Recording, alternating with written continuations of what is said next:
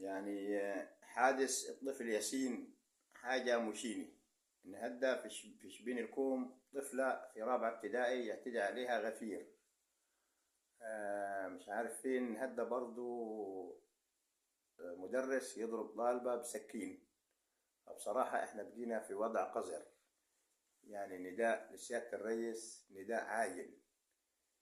الأشكال القذرة اللي زي دي يا سيادة الرئيس، الإعدام يكون على شاشات التلفزيون عشان يبقوا عبرة للأشكال القذرة اللي زيهم، اللي هم لوثوا سمعة الدولة في الدول العالم، اللي كانت مصر يضرب بها المثل.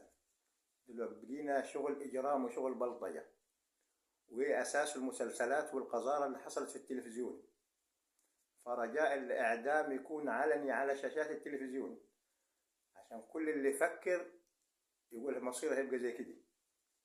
يعني مش عارفين، قاعدين يتولانا ربنا. يعني الواحد ما يسافر وخايف على أهل بيته. بقينا في زمن ابن 200 كلب.